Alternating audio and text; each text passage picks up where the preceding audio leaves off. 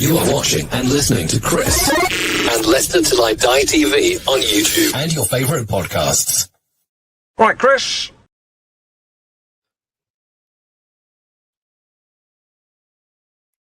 Alrighty, there I am. Good evening, good afternoon, good morning, good night, good day, goodbye. Hello, wherever you are in the world, one of those will apply to you. This is LTID TV from Leicester Till I Die, bringing you the review show Monday night at 7. A little bit late, I was waiting for my co-host. Still waiting for my co-host, so it could be me and me presenting the show tonight. Don't know what happened to Brad, but there we go. Thanks for joining us on YouTube. I hope you enjoy the show. If you are on YouTube, get your comments in at the side as we go through. Keep them on topic, and we'll try and keep those get as many of those in as we can, and we go through the show. And if you're watching on catch up, thank you very much for joining us. Where's the note from your mother for being late? But no, thanks very much, and add your comments onto the chat below. We always do read them. We appreciate taking the effort to do that. And if you are a member, we had a new member of the day. Thank you so very, very much. $1.99 a month. Again, full details in the description below on YouTube. It does keep the channel going. And if you're listening via your favourite podcast platform, thank you for lending me your ears. Let's hope we keep the wax out of them, as they say. And to follow us on all our socials, remember, all you're going to do is search LTID TV, and we should pop up, he says, hopefully. But it is Monday night. It is just gone 7 o'clock, so it is the Premier League review show.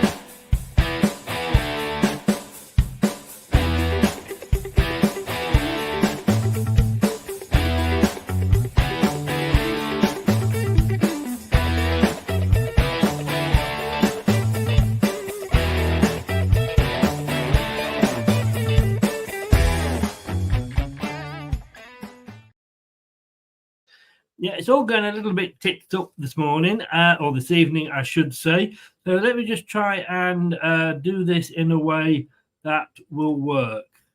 There we go. I think that one. Does that one work? That one looks about all right. As Thunder Fox has said, R.I.P. Sven. Yep. Let me just say a few hellos, and then I will come back to him. Craig, hi, how are you? Welcome along. Thunder Fox, like I say, who I think is our newest member. Welcome along, Thunder. Thank you for becoming a member. Ray is in. Yes, he does. We'll have a word about that one as well in a minute. Yeah, Sven, everybody's saying about Sven. Gentleman to the end. And so does John. Yeah, I mean, look, I met him once. I mean, I don't know if you've seen it, but there is a documentary on Amazon, and it's just basically following him for the last year of his life, and it's quite poignant. Let me just say that it is quite poignant, and I think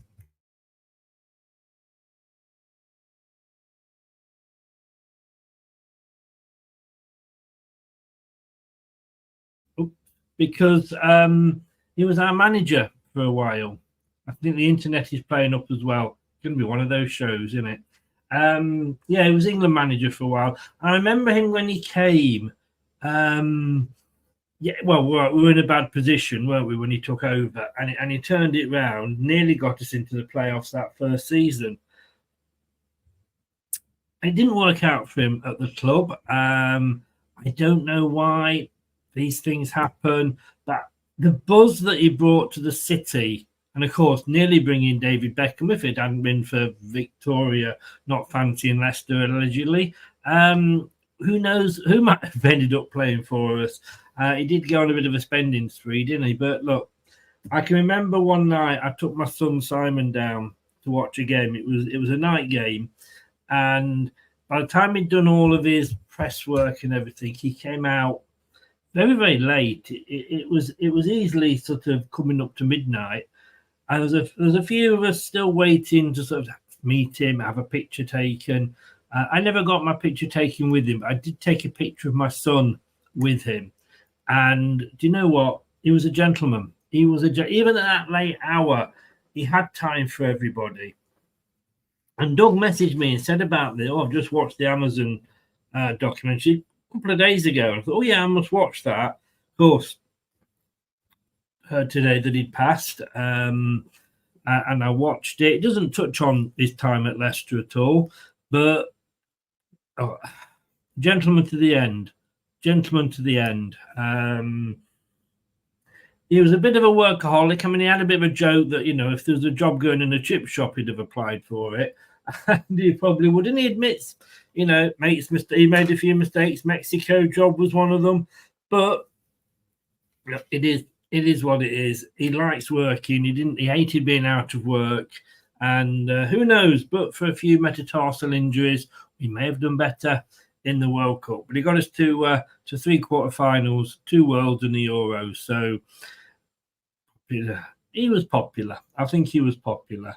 And he will be missed. R.I.P. R.I.P. And I know there's a big piece up on him on the LCFC website as well. We're going to be a bit of a different running to these shows. Like I say, I was hoping that Brad would be with us. I don't know where he is at the moment. I haven't actually heard back from him. But, that's Brad for you, isn't it? I've tried ringing him a couple of times. I hope he's all right. Fingers crossed that nothing serious has happened. But I know he does well. He was speaking earlier, but it might have been something at work that he's got. So what we're going to do, hopefully you'll enjoy the new look of these, of the show.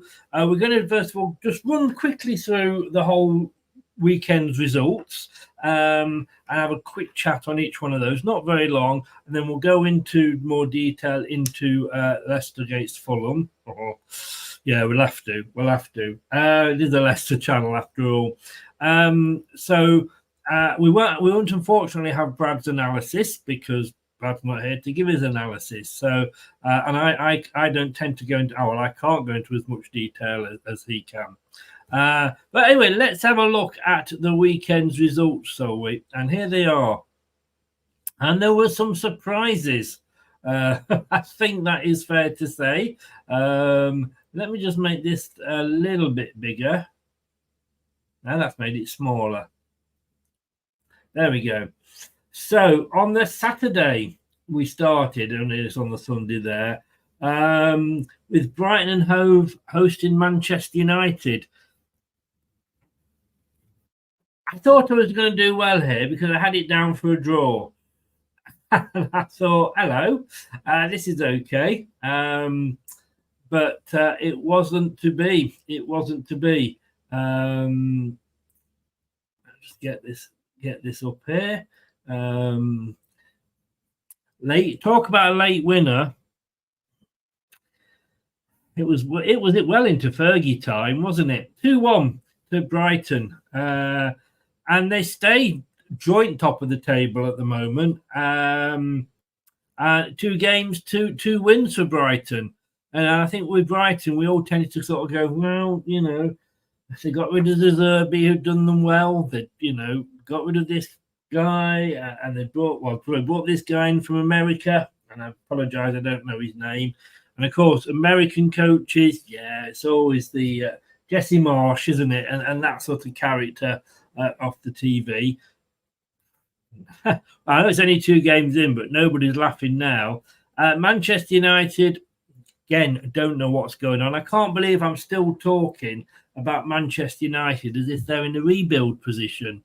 I mean, I've seen Wimpy build a home quicker than this. It's just, I think they did right to keep Ten Hag. I really do. But I just think that he's got to sort something out. He can't make a player like Jordan Sancho fit into your squad. Build the squad around him. For me, anyway. But I don't know. Yeah, that's there we go. Again, I didn't get on very well with the next one. Palace 0, West Ham 2.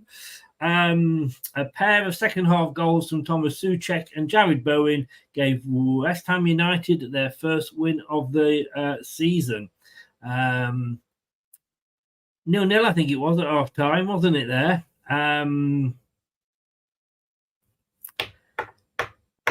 Palace, they're trying to keep hold of Geu. I mean, I feel sorry for Palace. I really do. And as you know, I did a show recently with Rich from Eagle Eyed Football talking about Jordan Ayew. And I'll come on to that because I went onto his channel just in the chat a couple of days ago. I did make him laugh, something I said about Jordan Ayew. But they are thinking. I know the Palace fans are getting a little bit upset because every time they seem to get a little bit of success, it seems to disappear. They've got a good squad, players that have made it way into the England team, and what happens? They're all sold. I do feel for them. Gehu, if they get rid of Gehu, I think they could probably be in trouble this season. And I was thinking they were going to have a reasonably good season, but West Ham, it's like the Chelsea B team, isn't it? They're buying so many players, it's bloody stupid. Now, I thought they would struggle because I think when you buy as many players as they have been doing with Chelsea, sometimes it takes a while to bed in. But what the fuck do I know about football? Come on, you know what I mean? So West Ham beating Palace there 2-0. Anthony's in. Big up, Big Ant. How are you doing? I had this game as a draw on. We both had Brad to turn it upside down.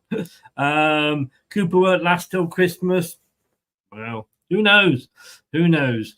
Obviously, Fulham 2, Leicester 1. We'll obviously go through that in a lot more detail. Goals from Emile Smith-Rowe and Alex Iwobi gave Fulham a 2-1 home victory over promoted Leicester. And it was a deserved victory. It really, really was. And can I just say, for fuck's sake, Ipswich, you did this to me last season. Every time I thought you weren't going to win, or every time I thought you were actually losing, you'd get a couple of late goals or something. I had Manchester City 4-0 in the prediction league. Why did you have to go and score? Schmodix, a striker, we'll talk about this later, a striker that I was interested in and would have liked him at Leicester. Obviously got a couple against us on the last day of the season. But then Manchester City went, what are you doing, Ipswich? A bit like poking the bear, asking for trouble. Manchester City 4, Ipswich Town 1.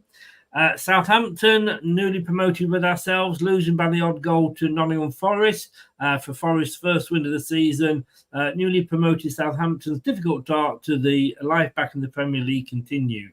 This was a game, and again, I'm not disrespecting any of the teams, but on paper, you would have thought Southampton would have been targeting this to get something out of it.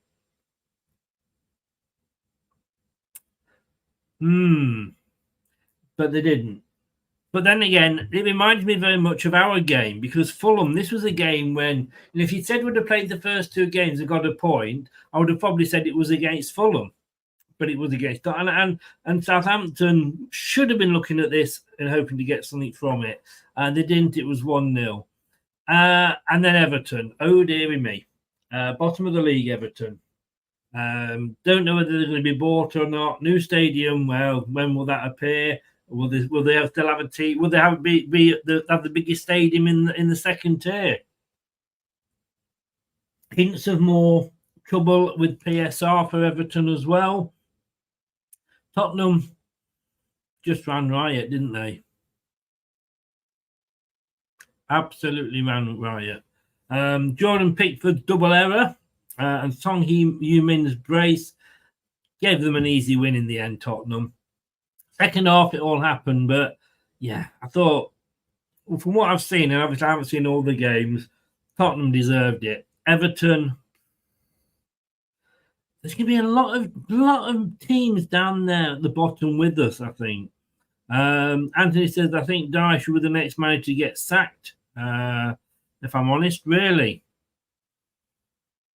I mean, it depends what Everton are hoping for this season. I mean, Everton fan, I think you're just hoping to stay up again, aren't you? Which they shouldn't be, really, when you think. That should be like the like of the three of us that have come up, but they are. And then Villa playing Arsenal. Yes. Well, my 3-3 for this game went out the window. Second half goals by Trossard and Partey, and Arsenal a hard-won win. Look, I joked about Tielemans going to Villa and actually winning the Champions League club, and they got there. And, you know, they are a Champions League club, and I think they've done really, really well. And I think they'll do well again this season. But I just think Arsenal, look, you've got to feel sorry. You do have to feel sorry for Arsenal. I know a lot of people won't agree with me on that. But, look, Arsenal, if it wasn't for Manchester City, how many titles would Arsenal have won? They'd have won it the last 2 years, let's be honest with you, if Manchester City hadn't been Manchester City. We will say that as well about Manchester United. How many times would other teams have won the league if it wasn't for Manchester United? You just happen to have a very, very good team when somebody else has a slightly better team than you. And that's what's happening with Arsenal. And I think, and I'm sure Anthony may well disagree with me on this one, but I think fans have got to be a little bit realistic and going like, all right, yeah, we want to win the league. Of course we do. This could be our year. But if Manchester City win it again, fucking hell, it's Man City again. There you go. You know, that's it. And yeah, Watkins, like you say, John, he missed a couple of sitters. We all have days like that, don't we? Jamie Vardy, Bristol. It happens. I know he skied one well over, I believe, if I'm remembering the right game. But no, Arsenal, good start. I've got them winning the league this season, so good luck to them. Let's see if they carry it on. So that was Saturday's games. And then we went on to Sunday. I'll just bring Sunday's games up. And we started with Bournemouth Newcastle. Surprising. Newcastle didn't put this one to bed. Eddie Howe finding his old team. Good 2-0 win, but I thought Partey was poor in the first half. Took him 60 minutes to get into the game. You won, you know. So Bournemouth won, Newcastle won. It's just I didn't really see much of this game. The computer's just been a little bit slow at the moment, but Gordon scored, and Taverner had put Bournemouth ahead in the first half. 1-1. Newcastle hoping to keep hold of Trippier. It'll be interesting to see whether they can or not.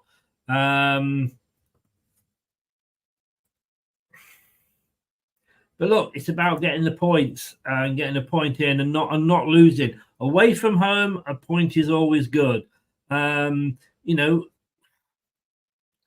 Amanda Staveley's left Newcastle. How long will they put up, though, with those sort of results? That is the question. Because look, when you're a rich club like Newcastle, I think you want to move on, and Newcastle may find themselves treading water this year. Will that be good enough for the owners? I don't know. Now, I mean, I gave up on this at half time. Wolves versus Chelsea. It certainly, I didn't see this being a 6-2 to Chelsea away from home. Wow. Chelsea crushing Wolverhampton Wanderers. Maybe the Chelsea fans are starting to like Enzo Maresca now. We will see. But what a good win for them. I mean, I don't know where that came from, to be honest with you. I mean, it was half time. It was 2-2, I believe it was. And then Maduka just went mad and Felix got one in the 80th. And it was 6-2 to Chelsea. I think Wolves are going to be in trouble this season. I really do. I know Gary O'Neill's there. He's a Bournemouth fans. Well, some of them. Craig, who comes into the chat, as a Bournemouth fan, loved him. I'm not sure. I think Wolves are going to struggle, and I tell you my three to go down in a second. Southampton with the only definite to go down. 18th, 19th is very open. Like we always say, don't we? Sort of from 10th to 16th. If you put one in at 10th and he finishes 16th, you better get that away. And I think it's the same with the relegation this year. Hi, Kyle. How you doing? Enzo's highest win that. We scored 5 over Southampton, Stoke, and Chelsea scored 6 over Wolves. But they let 2 in. How many did we let in against Southampton and Stoke? I think we let in 2. You might remind me, I'm old. My memory is not what it used to be. So there we go. And, of course, Liverpool hosted Brentford. Wow. Liverpool. Again, what the hell do I know about football? I was going to say Arne Slot's going to have difficulty replacing Klopp. He's doing all right. Haven't bought a player yet in this window, and the only one they're after is a goalkeeper apparently at the moment, and they've got Alisson, who I think is quite a good keeper. Middle a bit. Well, again, they have the chances. It says here it's a comfortable start. Salah does what Salah does best, nets Liverpool, and nets for Liverpool. 2 out of 2 for Liverpool. Fair play to them. Potential banana skins, these. So, yeah, I think if you can have a start to the season like that, it'd be interesting to see if they can carry it on. Because do you remember that season when Pochettino, I think it was at Spurs, and they never bought any players, and they really, really struggled. Yeah. And, of course, there was us when we really didn't buy any. So if they can do something, then, well, without buying any players, then obviously it's always a bonus. So the table, let's have a look at the table. I mean, it's early days yet, of course, but there is the table. Don't know if you can see that. I was hoping for it all to be a little bit bigger, but Everton, Wolves and Ipswich in the bottom 3. Palace and Southampton still yet to get a point on the board. Leicester, we've just got the 1 point. Then Bournemouth with 2. The clutch on 3 because obviously 1 wins out of 2. And then making at the top. Hell, Man City at the top. Who knew? Brighton 2nd, Arsenal 3rd, Liverpool 4th, Spurs 5th. And even Forest are up there in 7th with 4 points. So, well, again, like I said to you many, many times, I know fuck all about football.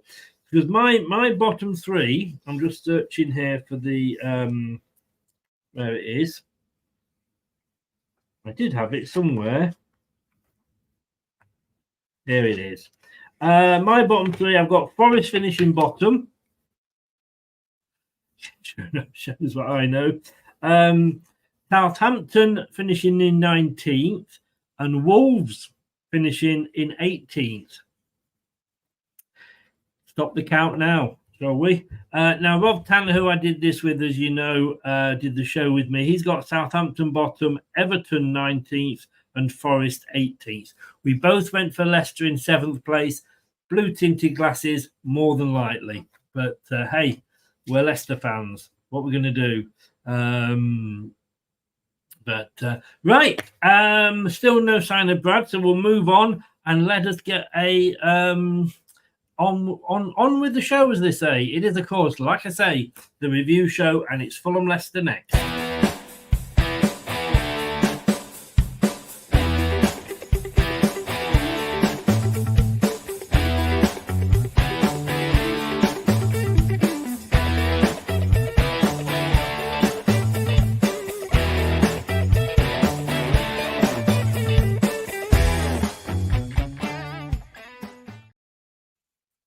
There you go. Fulham 2, Leicester City 1. I did the watch along for this, obviously, at the weekend. Smith Rowe, their new signing. Iwobi has got one back. Did we deserve anything from this game? No, we really, really didn't. We played a lot better against Spurs. Did we deserve a point against Spurs? I've got to say, yes, we did. The fight back here came a lot later. They could have been, again, a couple of goals more up in the first half. Decent defending. We don't seem to be too bad at defending.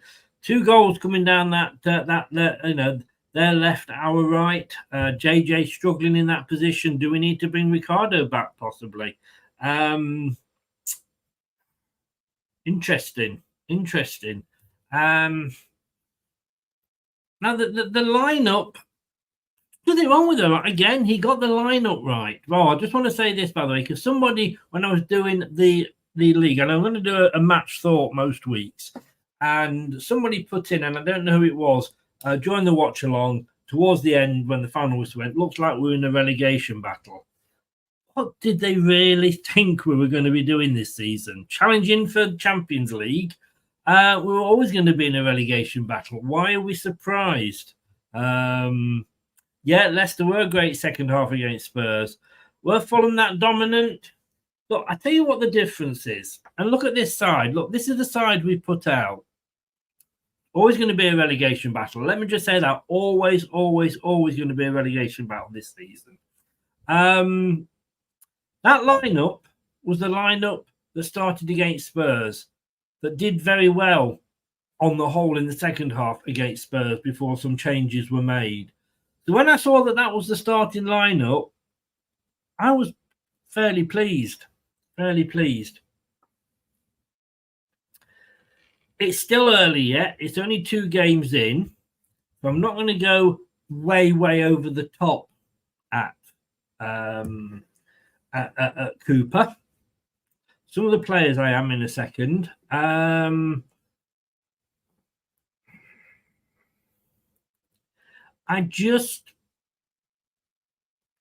tell the difference between the 2 teams.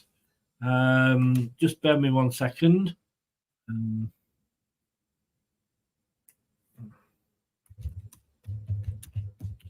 Just sending Brad a message.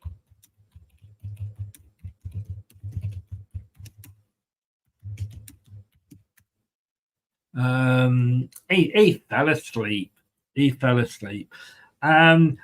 You had to go with that team because that was the team that did very well against Spurs. But I think for me, the main difference is Fulham are an established Premier League team now. They've got a manager that's been there a couple of seasons. He's getting his philosophy over. You know, we've got a new manager coming into a side. We've lost our manager. We've lost some players. We're trying to get other players in and mixing it up. And I think that to me was the difference. Because I mean, I'm disappointed because this is the game. Like I say, when I look, you know, when you look at things on paper, and I always used to do this as a child, and I look at this on the paper, and I go, well, if we get something from that, that'd be quite good. We might lose against that. We could get a problem. And I do that as you do with the teams. Now, no disrespect, because Fulham would have looked at this and thought, this should be a win for us. Up against a newly promoted team, it should be. You know, we did not come up with the 17-point gap that was going to make us the cocks of the north or anything like that. What it is doing is going to be making, you know, we struggled at the end. We got up by we didn't get up by a point, but we won the league by a point. We lost our last game after the Lord Mayor show. It then all went tits up because Enzo left and we had to sell KDH. And I honestly think had Enzo stayed, we'd have still had the same PSR problem. So we might well have had to sell anyway. I'm hoping Brad's still going to be coming on anyway. I'm going to talk a bit longer, see if he does. So we're in a mess, you know, a bit like Leeds were at the start of last season, you know, and it's not, in a lot of ways, not a lot down to our own making. I honestly do feel that was the difference. Fulham, you could see they knew each other, they knew where people were going to be. We looked lost. We looked absolutely lost. And did we deserve anything from that match? No, not at all. I'll tell you what I am going to mention. I'll tell you something as well. Let me tell you. VAR. Oh my God. Did I not miss it last season? Do you know what? I didn't notice it against Tottenham. I did. I mean, look, I could not say the referee didn't have a bad game. The referee was told to go and look at the monitor, and I'm not sure whether he was confirming or unconfirming. But he said, no, it's a goal. And I've seen in today's papers and online papers that, you know, they're saying it was a decision for this, you know, for the good of football. But 4 minutes it took them to decide that. Now, I celebrated. Wout Faes was running down the pitch celebrating, his golden locks flowing in the wind behind him as he ran down the touchline. And do you know what? They then had to wait. So by the time we actually got round to saying, yes, it's a goal, it was past caring. I couldn't celebrate then because the moment had gone. Now, for me, football is about, or any sport is about excitement. All right, maybe not crown green bowls, but most sports, or 5-day crickets. I'll say that just in case Brad comes in because he'll go mad at me. He's obviously a cricket lover. But in most sports, it's about the excitement. VAR takes that excitement away. What is football without excitement? What is it for the fans without excitement? And VAR is just killing that. It's killing the game. And that wasn't even a hard decision, surely. I mean, please do. I put a very sarcastic comment, and I'm not sure whether it will actually work its way onto the BBC website tomorrow, but please do check. It's about lunchtime it goes up, and it's my my take on different things every week. Like I did it last season. It's the fans' voice. I don't do a match report because they ask me not to do that because they cover it in other places. So I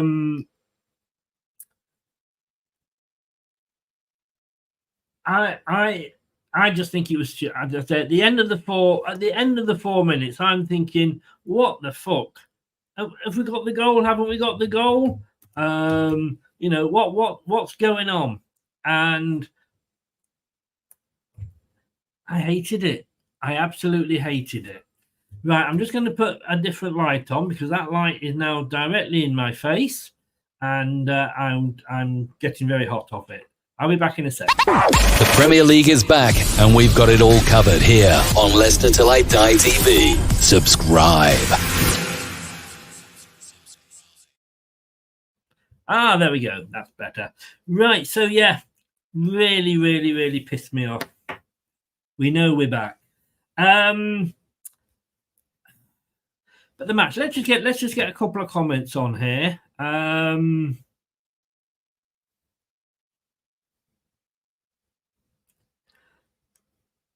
Sure, Chris, we do that with the score predictions. Well, I've seen the table for this week. Don't forget, we needed a completely new coaching staff. I mean, that's the thing. And that's why I'm saying, John, the difference between the two clubs. We're not a settled team. Fulham are a settled team. And that's the difference. So, you know, it's like I say, it's going to, we are not the Leicester. We are not the Leicester that was in the Premier League last time. We've come down and had to come back up again. And we are a different team. Like you say, John, it's all happened. Ray says, my plan to go up. Don't get smashed in the big six. Get a point away at everyone else. Get a point at home versus the big six. Get 3 at home versus everybody else. Oh, in an ideal world. Ray. Look, if we got a point there, even though it was against Fulham, I would have been happy with the point. I'd have been happy with 3, and I was hoping for 3, but I would have taken the point. But we'll have a look. And I was going to say, by the way, hi to my son, Simon, who's watching from Brighton this evening. Hello, Simon. How are you doing? Hope you're all right, not risking your eye at all. It's a long story. It's a very long story.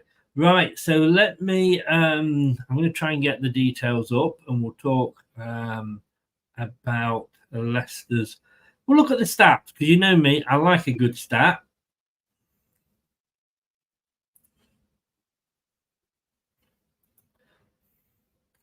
Possession-wise, okay. We know we don't read much into possession. But it was 54% to Fulham, 45% to Leicester. A bit of a Brexit difference there, but there we go. Shots 18 for Fulham, 10 for us. Not bad, to be honest with you. It was a lot bigger gap than that in the first half. 6 on target, so only a third of them on target for Fulham. 4 on target for us. 7 shots off target for Fulham. 4 for us. Block shots 5. We only blocked 2.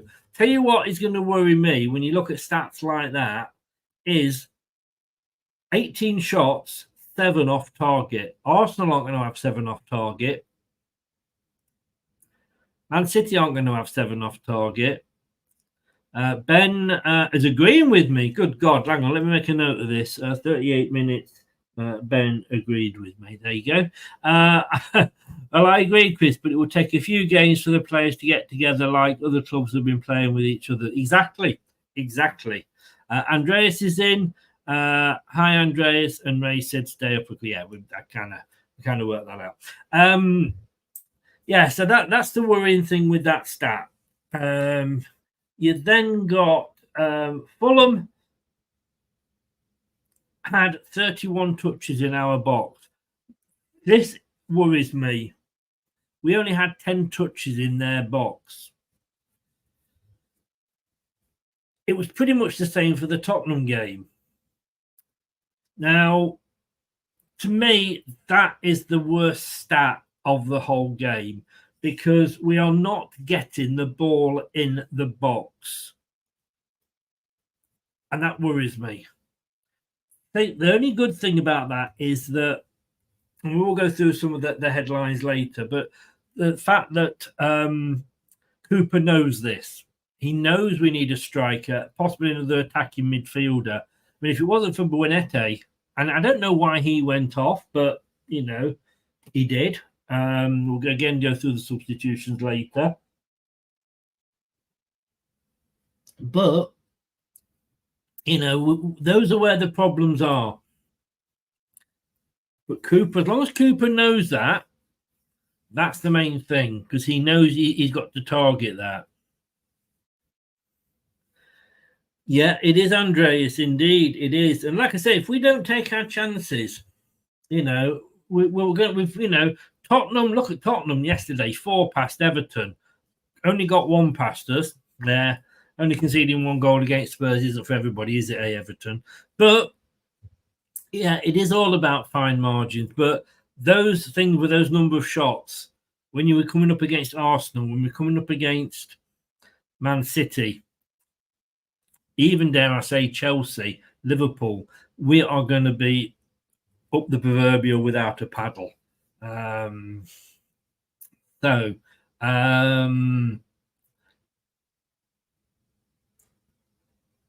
Now, this is interesting because Brad said often, and I said it when we first came up to the Premier League last time, and we had the Great Escape year under Craig Shakespeare, R.I.P., Steve Walsh, and Nigel Pearson.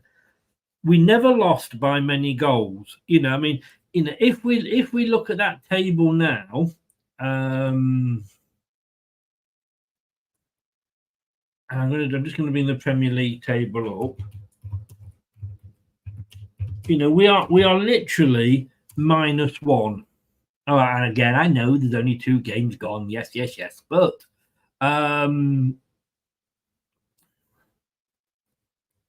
why is it clicked onto Forest? I don't like that, computer.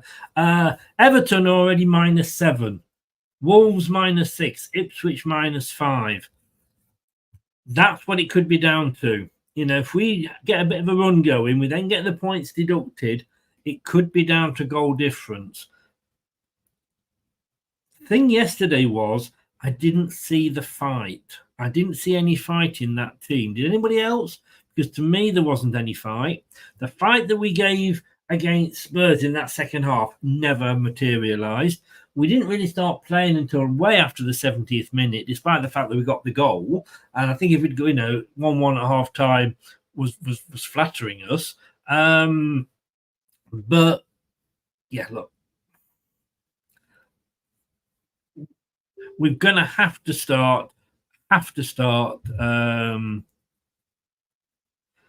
to have to start playing better.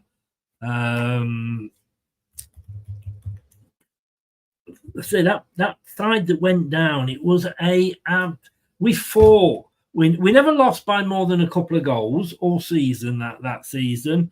And all right, we didn't lose this by only by the 1 goal, but it was Fulham. We're going to have to do better performances. I don't mind losing if we put up a fight. We did not put up a fight yesterday. If we'd lost against Tottenham, I would have went, yeah, fair enough. That I really am disappointed with. Don't know why Skip didn't come on much earlier. We're going to talk about substitutions in a minute, John. Hopefully, Brad has just said he's going to join us, so he's going to come on in a second. But I just want to keep those up just in case he can come on a second, and then I'll go on. We always do man of the match, as you know, and we were struggling to come up with man of the match. Those that you, of course, watch the watch along will know who it was. Where the week before we were struggling to pick one because we had 4 or 5 that it could have been. Here we were struggling to pick one because there wasn't many. It was just why are certain players starting? Cordova-Reid, Ayew, when he came on, these apparently are hard-working players. We don't. Yes, hard-working players is good. You want players that are going to give the all. But what you also need is a little bit of talent.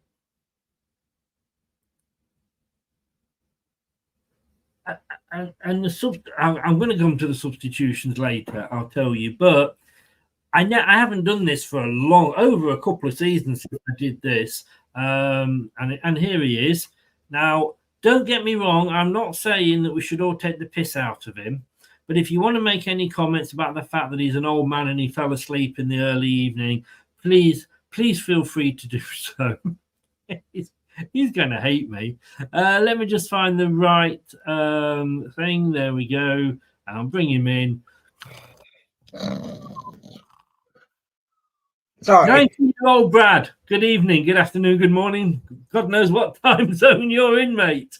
Oh, God knows, mate. You just sat there, lying down or whatever, and you think, oh, this is nice. I'm nice and comfy. I'm nice and chilled out. I get to relax for a minute before I've got to go and do something or whatever. And then all of a sudden, what time is it? What day is it? That was me, mate. I was gone. I don't know. I don't know if you do know, but we have things these days, and you can get them on your phones as well. They're called alarms. Yes, well, I didn't plan on going to take a quick nap, so I didn't. I didn't think to set one. Well, look, we've done. Well, basically, we're halfway through the show, so welcome along. We won't go back over what I've been saying. We haven't come to the Brad's tactics yet, but we've just gone through the stats, which is no big miss for you, and we've been through all the others as well. I want to come on to substitutions and what have you later, and you may well do as well. But I was just going to say, when we picked the man of the match last week, do you remember we were struggling because it could have been 4 or 5? Yes. This week, when we did it, we were struggling to come up with one. Yeah, it was. Well, it ended up being quite a resounding man of the match. Yeah, because of how poor we really were. One man kept the score below. Stopped it being a Tottenham Everton or a Man City Ipswich, and that's never a good sign. I mean, you can have a goalkeeper be your man of the match, and you go and nick a game 1-0. I think that was the case when. Do you remember when we beat Liverpool 1-0 and Lookman scored like the only goal? Because I think Casper saved like a penalty and made several stops. yes. But against a team like Fulham, with the greatest respect, who are going to be a difficult opposition to play this season, when your man of the match is clutching at straws and you're saying it's your goalkeeper, it didn't bode well for how you performed. No, it doesn't. And it was Hermansen who we picked as man of the match. That performance was not the performance that we put in against Spurs, was it? No, it wasn't. And that in turn was probably a bit more to do with Fulham as well, because against Tottenham, we got that goal where it completely shell-shocked Spurs. They didn't seem to have an answer for it. They didn't seem to know what to do. And not too dissimilar to that game, we scored against a run of play to get ourselves back level in a game that we were completely pinned in our own half with. And to be honest with you, not too much really changed. You half expected Leicester to really go at them in the second half, push them back, frustrate the fans, get the fans on their back. Just never happened. It seemed like Fulham went, didn't expect that. Oh, well, we'll go again. And the goal, was probably just as inevitable. Their second goal, the Iwobi scored, was just as inevitable as the first one they scored. It was bound to happen. And if it didn't happen then, it was going to happen at some point because we just never arrived. And one bit that does concern me about the match is Steve Cooper saw something that was good in it. I don't know what that might be. But I think that's a bit like spotting the ball, isn't it? I don't know what he saw. But look, I said with the lineup, you had to go with the same lineup. I understand that. And I was happy with him when he went with the same lineup. To me, one of the big differences is, and again, you know what, I always say this, that I still do it now. I'm looking at these and thinking, right, Spurs, I would have hoped for a draw, but I would have, if it had been a loss, I would have expected it. Fulham is the one that I would have thought we were going to get something. And you do that with games, like, oh, we're not going to get anything from Man City, but we might get something at Southampton, if you know. And the difference for me against the Fulham side that we would have hoped, or I would have hoped to get something from, and we were just discussing this before you came on, was that they are now an established Premier League team. They have got a manager that knows his team. They know what he wants. They've played with each other now for a while. Yes, they've got new players coming in. But that to me was one of the big differences because we seem like little boys lost. Would you agree with that? Yeah. And I think this is something that ultimately throughout the season, you're going to have to get used to. Because whilst you could look through our squad and say we've got some Premier League quality players that have got a dash of experience in it, like Justin, Vestergaard, Winks, Ndidi and Vardy, the rest of them haven't. They've got limited experience if they have. Dickover Reed as well. I should have pointed him out. He's obviously been in the Premier League a while, but they're still gelling as a unit. You know, like we said, we actually we were accidentally snookered by Chelsea's decision to come after our snake in the grass at the time manager. That's where we're going wrong. They haven't realised we're playing football, not snooker. I know, right? That's not helping. But no, my point is, Chris, you know, that disrupted things. Losing KDH and the manager disrupted things. Then having felt like 3 to 5 weeks where we didn't have a manager, you know. So we had players, I admit a lot of them way on yours, but the ones that weren't were potentially coming back to no manager. We were getting no instructions on who's the gaffer. We had the man on screen on that lineup picture wouldn't sign a new contract, Chris, until he knew who the new manager was. You know, so there's been a lot of disruption in the side, and it's one of them, isn't it, Chris? If you'd have told me we're going to lose to Tottenham but draw with Fulham, everybody would be happy with that. Yes. It's just when it happens the other way around, it's a bit like, why? And I think we just got so excited of that second half performance against Spurs that, oh yeah, we could have, and then thinking, no, maybe that was just a one-off. Interesting what you say about the man that's on screen there, because I was very critical of him for not signing too soon. It's funny how he absolutely loved the club when he signed the new contract. We didn't love us enough to commit to it earlier. But that said, that's no difference, I guess, to us, where if we're working somewhere and the boss changes, it can make you think, I don't want to be here. Well, yeah, exactly. It does that. And, you know, so, but look, talking about that man up there, because although it was really difficult to pick a man of the match in essence, it was very easy, and I haven't done this for a long time, to pick a donkey of the match.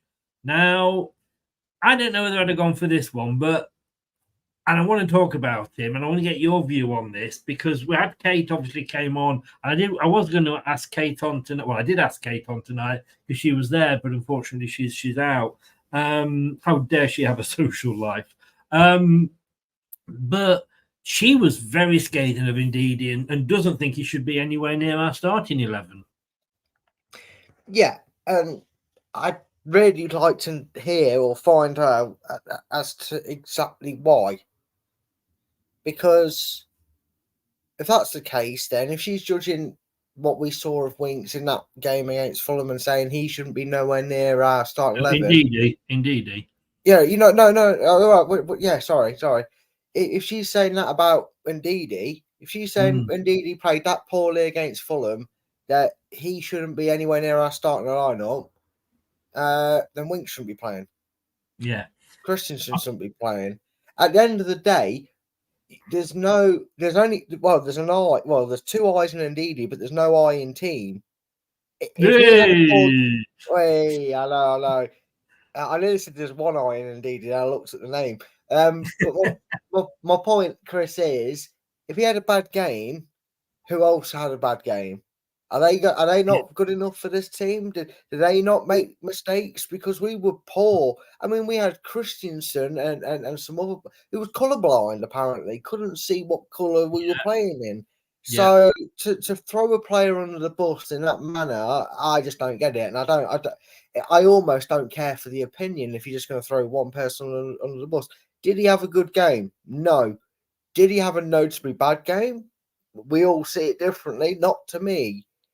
You know, if he was exposed in possession, where was his support? That would be my argument. You know, if he made a bad pass, why was a player standing still? Because that was the word of the day that I said on the match day, wasn't it, Chris? The most concerning thing was we were very static. Yes. We didn't move for the ball. We waited for the ball to come to us, and Fulham were nipping in. And quite often, they weren't even having to do that because we were just giving them the ball. I mean, when she said that, I don't think, ask her about a donkey, did I? I think she just said that she didn't think Ndidi should be anywhere near the team. Or it's not near the team, near the starting 11. I only said donkey because I was very frustrated, and I wouldn't have necessarily picked Ndidi. But look, it's all about opinions, you know. And of course, we couldn't talk to her for long because she was, out, walking back to a car to go home. So I said about we got a donkey of the game today because there were so many poor performances. You can get away with one or two and you can sub them off. But like you say, all right, the centre backs didn't have a bad game. They were all right, Vestergaard and Faze. Justin had a poor game and you could say was at fault for both goals. Christensen, I thought we must have been playing in the new third kit. As did Winks, who's been very ineffective, I think, in the last two games compared to what he was last season. And maybe a lot of the Spurs fans are right. He's a Championship player, not a Premier League player. Buonetta still seemed to be a bit of a bright spark for me. Reed, early days yet. I don't know why he's starting. Fatawu, I mean, he was just looking so frustrated when the camera zoomed in on him a couple of times. And he was just sort of like, and thinking like, oh my God. And I honestly thought they were going to start arguing with each other. And look, Vardy's Vardy. He puts the effort in, doesn't he? Even when he's not, getting the ball. But for me, I mean, any of those that you would disagree with me for not having a good game? No, not really. I think it's a lot easier to let the players that had if not a noticeable game, a less frequent mistake game, and that'd probably be Justin, Vardy and Hudson, really. And Fatawu was frustrating, but he was also frustrating, so he probably borderline in that area. But yeah. I mean, for me, Chris, I know this one was premeditated on the spotlight for it, but for me, the donkey of the day was Christensen. Like you said, couldn't pass a ball. He could not have passed the ball to a blue shirt if Fulham had gone to him. Hey, Christensen, we're just going to nip off for 5 minutes. Try and make a pass, mate. He could not make a pass for love nor money. And again, was all the passes his fault? No, because sometimes he'd pass a ball to him, Chris, and the players were like, I must not move until that ball is at my feet. And it's like the pass is 2 yards in front of you and the Fulham player is 5 yards behind you. What do you think he's doing? And lo and behold, Chris, that Fulham player would sprint past the Leicester player and nip in and take the ball. So whilst he made some donkey passes, might as well use the terminology right, they weren't all his fault. Sometimes I was finding myself going, for fuck's sake, I was watching it on the stream. I was going, for fuck's sake, move, go to the ball. It's just really bad. 100%. I mean, my donkey was Winks. I have to be honest with you because I thought he. Should be nowhere near the starting 11, mate. Should nowhere near the starting 11. I never said that. I never went that far. And maybe it's a big because he set himself such high standards. Yeah, probably. He's probably when he plays low. But as John said here, and it's a very good point that John's just made, Fulham targeted Winks. So indeed he had to receive the ball. Wilf not. And maybe Cooper should have looked at that and went, oh, hang on, Fulham are targeting Winks. Maybe I need a better ball distributor on than Ndidi. Maybe, or he could have gone, Winks is getting out muscled on here. I maybe need to put another body in the midfield to try and free him up and someone get in between them. Do something. And I want to come on to the substitutions. Well, let's do the substitutions now. Why not? Last week he got them, I think, spot on. This week, I don't think they were confusing. Reed, he's not going down well with the fans. And I think it's unfortunate when you sign a player and you've immediately got a negative thought about them.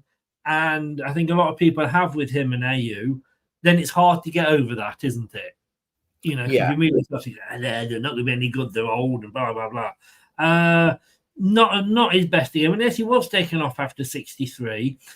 He was replaced by Jordan AU, who, if you remember when I did the show, I know you wouldn't because you wouldn't remember because you weren't on it. I did the show with Rich from Eagle Eyed. His main position is centre forward. So, let's put him on his second best position, which is on the wing. Then I know what we'll do. When we take Vardy off, we'll put a player that's fantastic on the wing down the centre. Yeah, was very, very strange to say the least. Because at some point, for one point, Chris, I thought we'd gone to the Mike Bassett tactic of 4-4-2. I saw Ayew come on and Vardy was still there. I was thinking, oh, he's gone 4-4-2. Okay, maybe that will stretch Fulham out a bit, make them not be so compact in the middle, and they'll have to do a bit of running, and we can get a foothold in the game. And then, like you said, Chris, it was like, what?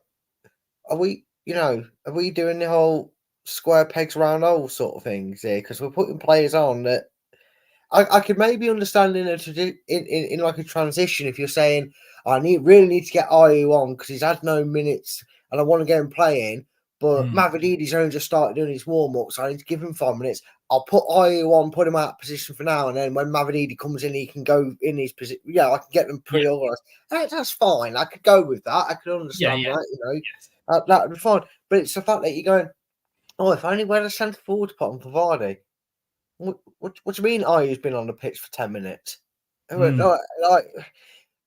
didn't get it. And again, this game was so polar opposite to Tottenham because not just because, the man of the match situation, Chris, but we were praising his tactics. We were praising his substitutions. He got everything spot on. And Saturday just felt like, minus the Wout Faes goal, which is the only bright spark because, we haven't scored a set piece goal since 1996. It certainly feels like it, doesn't it? Yeah, no, I agree. That was one positive, but everything else that could go did go wrong. And like it's 2 games of the season, 2 very difficult sides, and they don't get much easier with Aston Villa. Although you get the feeling we're going to have a bit more impetus at home. Early signs, Chris, if you want to plug at it, it seems like we're going to be very defensive, very inactive in away games, and be a bit more proactive at home, which isn't the best way to try and do it. But at the end of the day, we're waiting A on a points deduction, and B hoping at least 4 teams are going to be worse than us. We could be worse. We could support Wolves or Everton. Yes. Now. Let's be honest. Yes. Yeah, no, totally. I am thinking maybe my decision to put Wolves in the bottom 3 wasn't such a stupid one after all. But nobody, don't think anybody got 6-2 in the prediction league, did they? No, but annoyingly, a lot of people got 4-1 for the Man City Ipswich game. Piss off. McAtee coming on for Christensen, but only taking him off after 85 minutes. What? And then you're taking off your attacking midfielder and bringing on a defensive midfielder when you're 2-1 down. Mr. Rogers, you're back. Nice to see you again. What's going on? Yeah, I don't understand that. Christensen was taken off way too late for me. And look, again, you can have a poor day, you can have a poor game. It doesn't mean he's a poor player because he was very, very well and very good at Spurs. And he had some good moments in the game. He made some good defensive blocks. The better part of a better part of his game, which he's more focused on. He did reasonably well in the game, if we're being honest. Yeah. But the stuff was very strange. Like you said, why would you put on a central defensive midfielder when you're 2-1 down in the game and chasing it? In that situation, Chris, it's, the fans, I don't think there's many a fan out there that would disagree with what I'm about to say there. You're 2-1 down, away from home to Fulham. Why not have kept Vardy on, right? I'm suggesting his legs wouldn't have held out for it. But why don't just go up the Alamo, stick a centre attacking midfielder on, get everybody pushing forward and lose 3-1? Then just seem to try and hope and pray something's going to happen for us and try and nick a 2-2 draw. You know what I mean? Why not go for it, get the equaliser?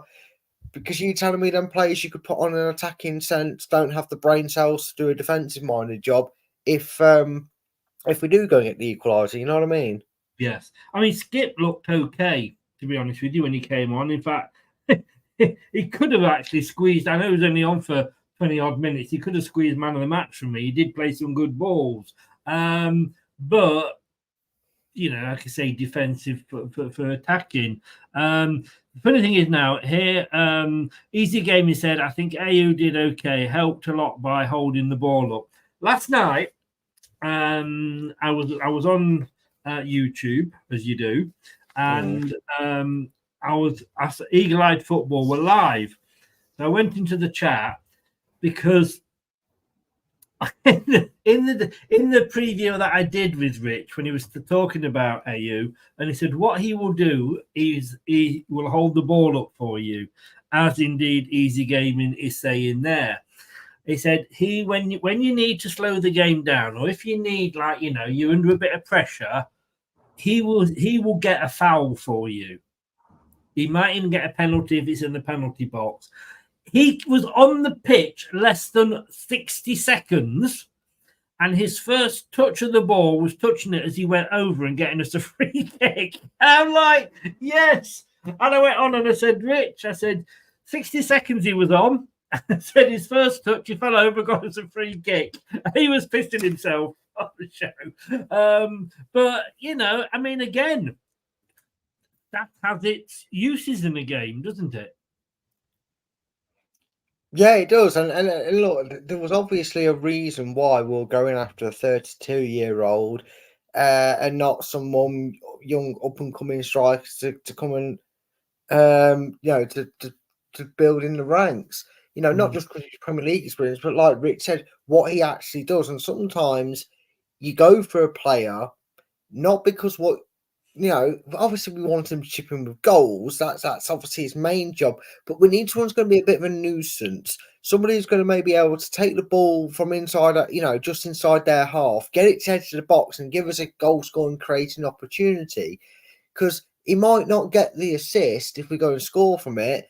But if you marked it down who won the free kick, you'd probably have a lot of tally charts for are you winning you the free kick, maybe winning you the penalty, going down, getting getting a player booked who then in turn makes a mistake because he doesn't want to get a second yellow card and be too rash in a challenge. Things like that affect the game, Chris. And whilst he might not be everybody's cup of tea, and he's still not mine, but I understand, seemingly what he's here for. All right when he came on. And he didn't do anything wrong. I mean, Robert hoofed his free kick. Wasn't put into the centre forward position, but I'm not a football manager. Just look at my score predictions. Very quickly before we come on to yourself, Villa up next. That's a little bit frightening, isn't it? It is a little bit, but then it's also an opportunity to to kind of put this one behind us, sort of thing. I mean, first of all, the Carabao Cup game tomorrow night is going to help. I think there's some play. I think we'll see a very mixed bag of a side. I think there will be players like RU that will probably play that game, get the minutes into the legs. There'll be probably Skip will get a start. And the reason I bring that up, Chris, is it allows players to get minutes into their legs. It allows players that haven't quite had too much time here at the club, only a couple of weeks or whatever, to get some more understanding of how Steve Cooper wants us to play.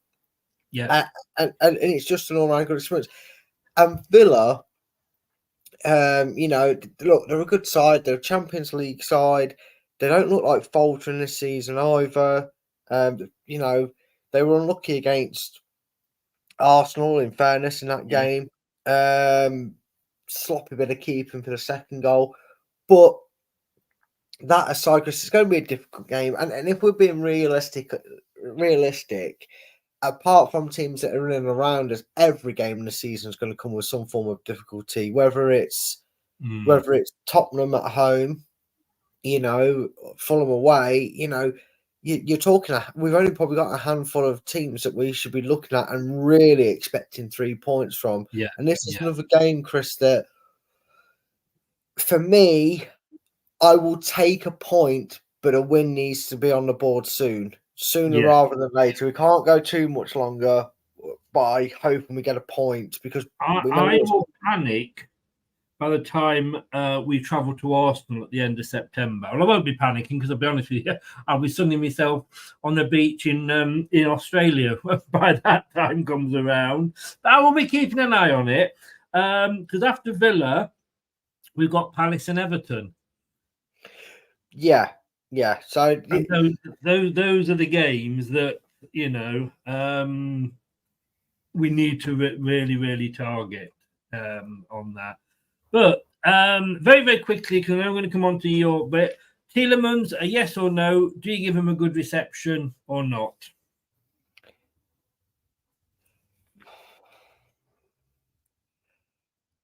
Can you hear me, I'm Mother? just not going to give him any reception. No. You're entitled to do that. You're entitled to do that. I know what you mean, though. I know what you mean. Right. I mean, we've covered a lot of the game. Is there anything you want to add about the performance that we've not spoken? I mean, it's been a bit of a strange show with with time. One of the presenters having a nap. Yes, exactly. But no, anything else you want to say about the performance? Yeah. There is one thing I'm all for going away to a strong side like Fulham and sitting back. But my thing is, and I know no one ever will from that department of things, but if anyone from Leicester was to ever just tune into this channel and take notes of what Leicester fans are really thinking, can we please be a bit more aggressive and a bit more alert to the situation around it? Because there's two things that concerned me about our style of play. A was bloody players don't move. They were static. I don't like the fact that they were flat-footed and didn't seem to want to go to the ball or anticipate it. And B, anytime we actually mustered any kind of outlet where we nicked the ball off them and played it out wide to Justin or Fatawu or Bonete, there was only white player. There was only a white shirted player in front, next to them, or behind them. We seemed so lethargic and slow to get out and hit a high counter. They closed us down well, didn't they? Yeah, they did. But we also looked like we were 10 yards off the pace of everything. So, like I said, maybe the Carabao Cup games are a blessing in disguise because you'll get 90 minutes or hopefully only 90 minutes. I wouldn't like it to go any further, to be honest with you. Against Tranmere and something we can kind of overcome, because we did look a little bit lackluster, and that was the concern for me. I've got to say, I mean, watch that game. I can't take anything away from Fulham. If we'd have got a draw out of that, I would have expected Fulham fans to be a bit pissed off. Fulham were the better team. By a country mile. Yes, and fair play to them on that. Interesting thing that I want you to know, when you're at the game tomorrow, is can you see if the players are talking to each other? Because one thing I noticed was the number of times the pass went to when we actually got the ball to another player in blue, they were being closed down so quickly, but nobody seems to be talking to them. I mean, didn't we used to have a phrase that went player on? Yeah, we did. I'll let you know, Chris, if I hear anything. Yeah, please do. Please do, because that was I like there's a player running up behind you. Somebody fucking shout him and say, of course he doesn't, and then he loses the bloody ball. But anyway, there we go. We can't complain about Winks all night. Anyway, moving on. Man of the match. You agreed, I agreed, and Alan, who obviously we always go with Alan because he sees it from the match.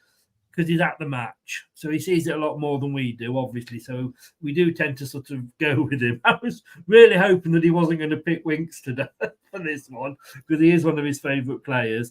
He's his love child, isn't he, Winks? He is, yeah. So if he goes for Winks now, Brad's going to have kittens. Yeah, man of the match, Skip. He didn't have much to do, in fairness, did he? And he was unlucky with the second goal. No, why Skip man of the match? He weren't in goal. Did I say You Skip? said man of the match, Skip. You've got Skip on the brain. I have, haven't I? Matt Manson. The picture's there. You know what I was meaning. I did. I just want to be. Go back to fucking bed. You know what I mean?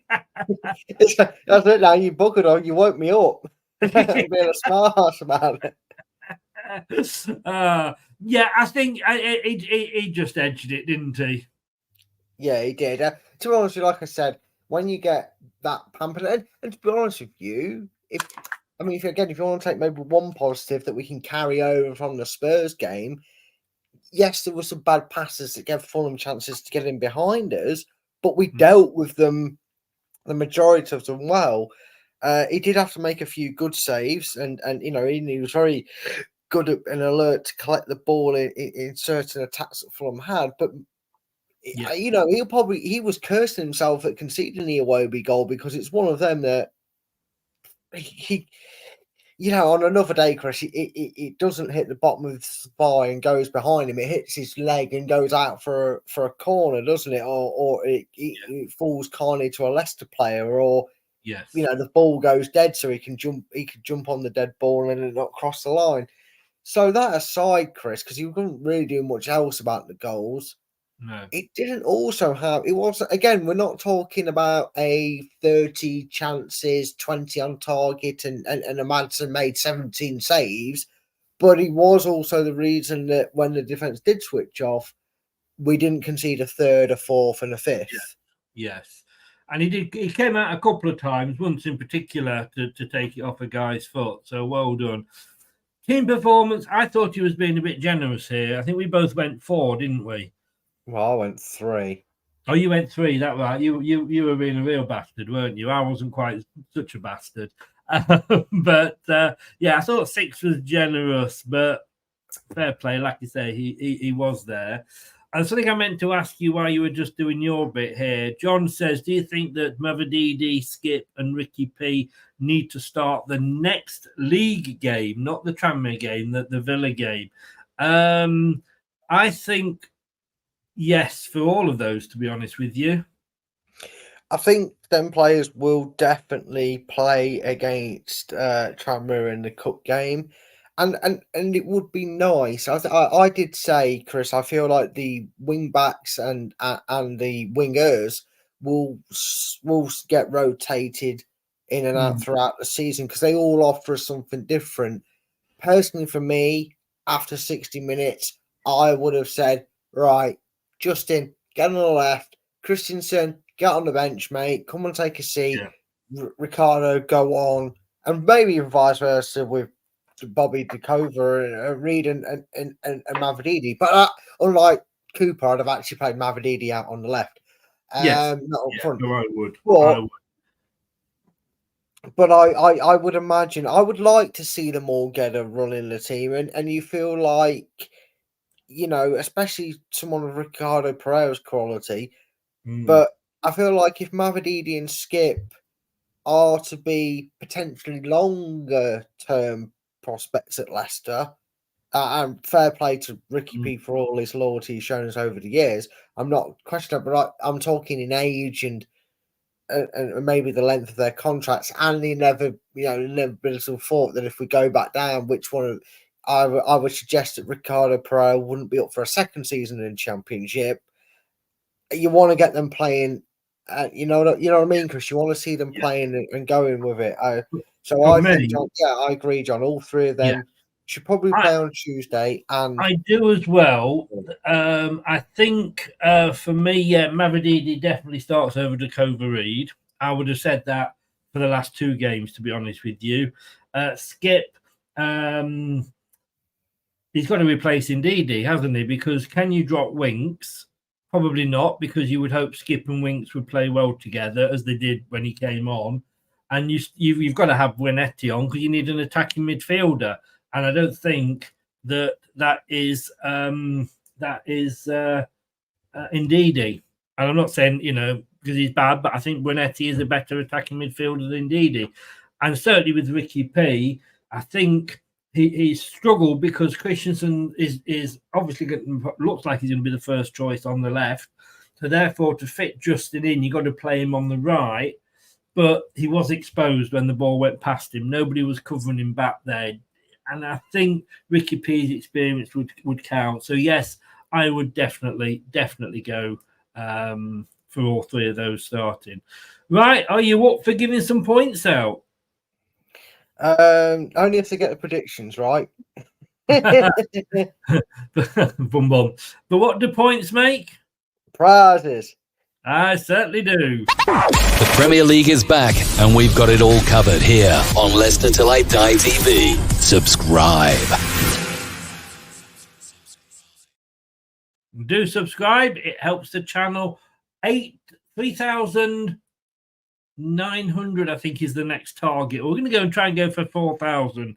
We're about 3802 or something like that at the moment. So get subscribing if you are new, please. Rico is in. Evening, Chris and chat. RIP Sven going out to the gentleman.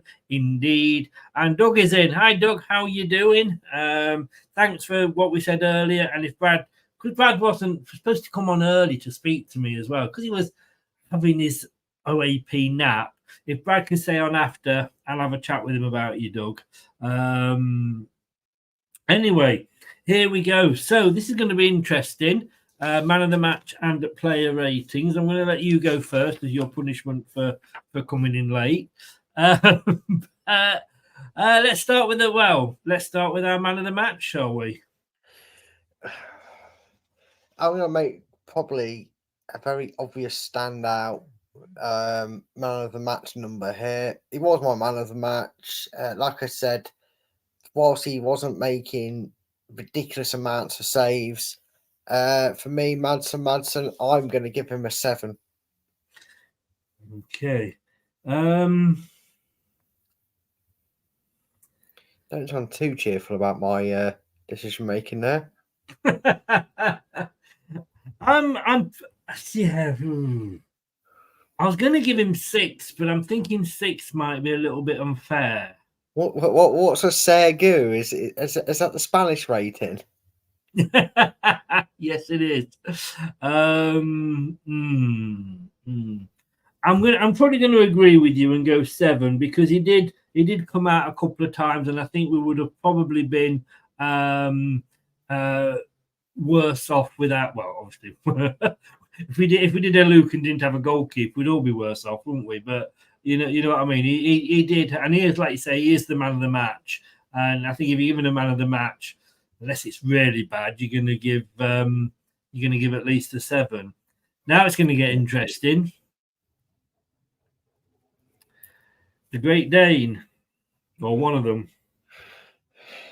For what very little but good defending parts he had in the game, Chris, I'm just going to make this short and sweet and rip the Band-Aid off.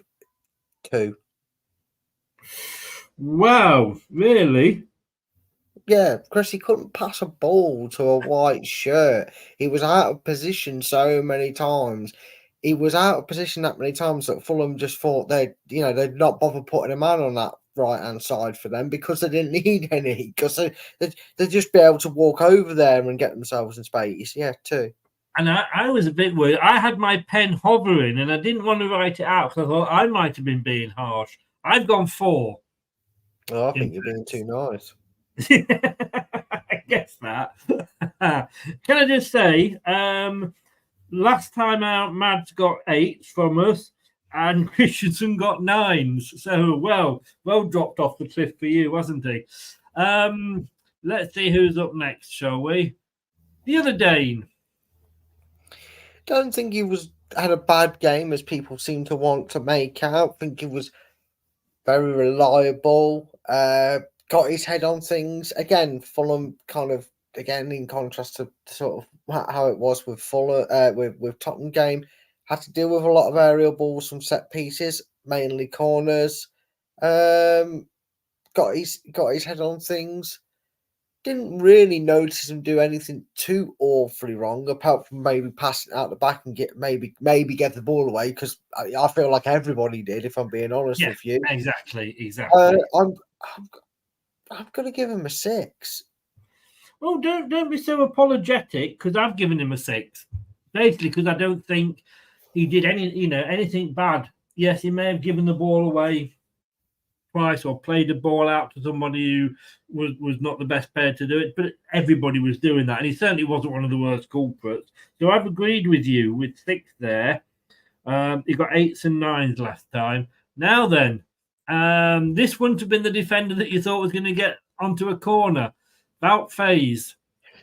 One of the very few bright sparks for me, got the goal. And before anybody says anything, don't listen to it, because this was the same bollocking bullshit paper in Belgium that said that he wanted out and his agent wanted that, and the Belgian manager wasn't going to pick him if he played in the Championship. Well, who played in the Belgian national squad in the Euros after playing for a season in the Championship?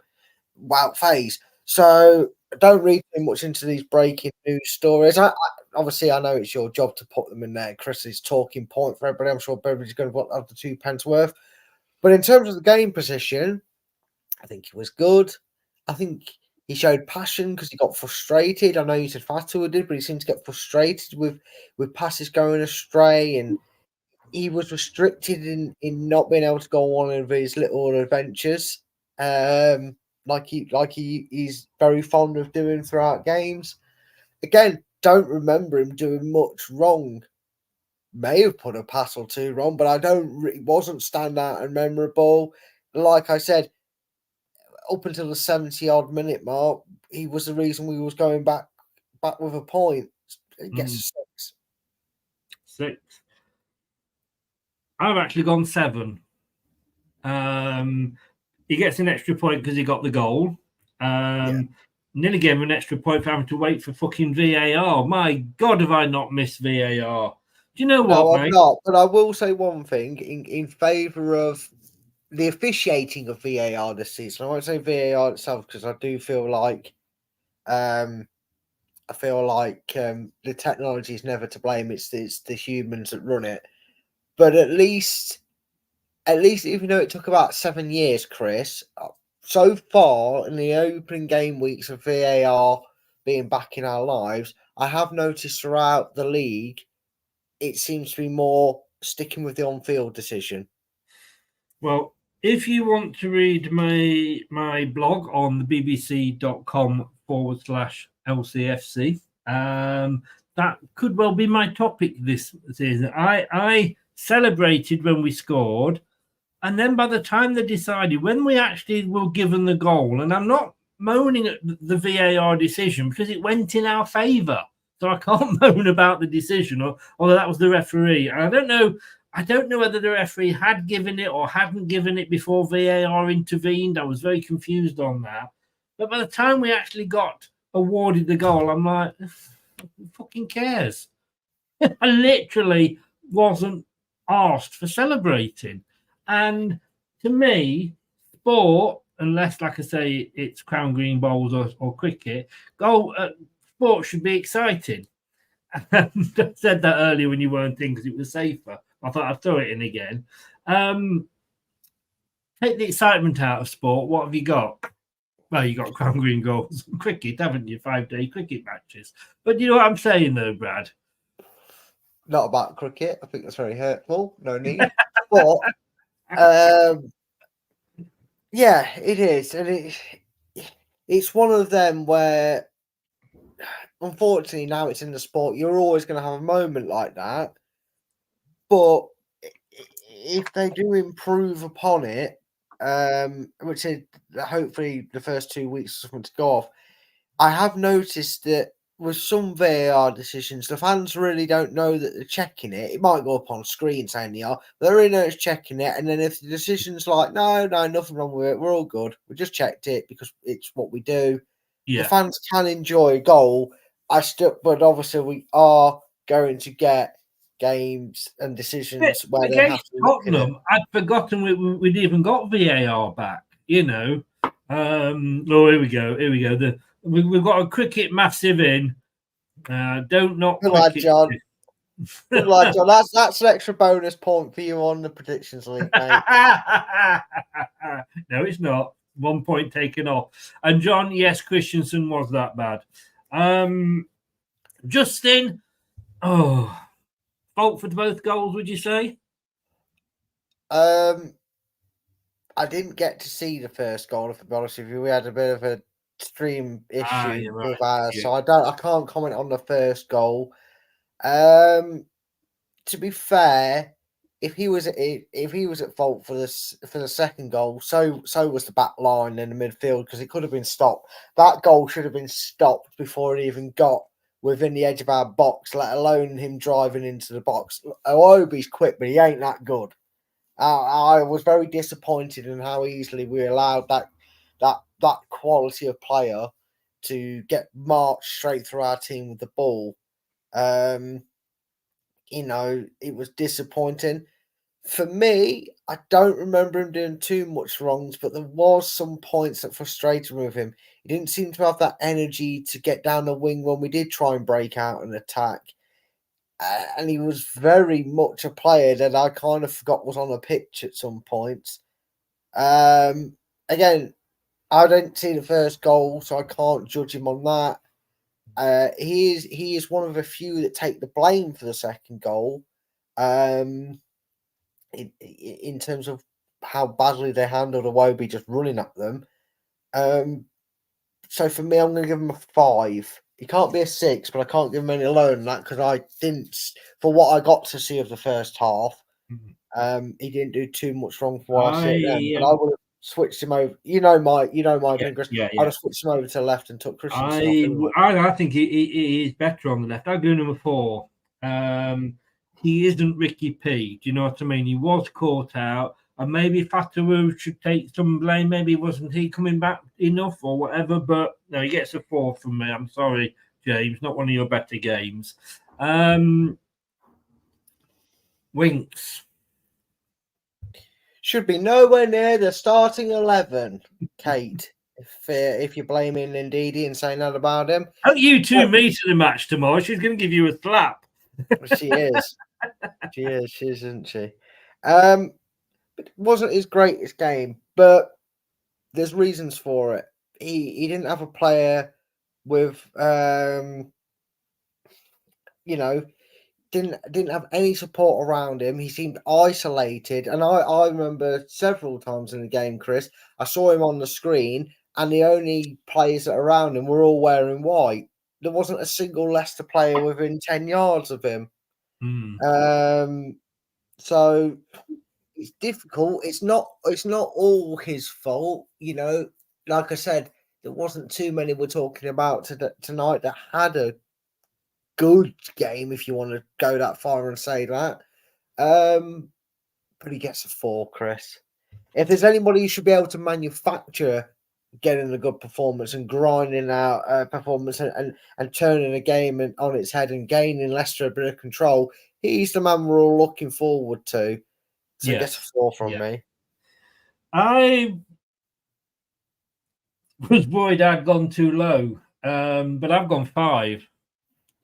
I think you're being generous. I think he has to be below a 5 for me. I'm sorry, Chris. But he's in 4, 5, 6. No. This is where for me it's a little bit different in this sense. I get what you're saying. 4 and 5 is a little the same, but I think 3 is too harsh. And I think 5 is too good. And the reason I say that is, Chris, that's why you went 4 then. Exactly, because Chris, not just the fans though, Chris, the team would have been looking for him for guidance in that midfield. When they were getting rattled by Fulham and Fulham had them pinned back for that 30-odd minutes and 1-0 up, I didn't see any excitement. I didn't see no geeing up of the arms. I didn't see him clapping and trying to rally the troops. I know he's not the captain, but he's the midfield machine, isn't he? He's the big cog in the midfield. He's the guy that should be... He is the captain when Vardy goes off. Well, yeah, so even more so, Chris, they look to him to kind of go... the only reason I've gone that little bit higher than you is because, as was it John that said earlier, he was literally had 2 or 3 players on him, but then a lot of Leicester players seemed to, but he wasn't being given any help at points. You know, it was almost like, for God's sake, somebody help me out. What am I supposed to do with this ball? Do you know what I mean? So that's why. Now then, here we go.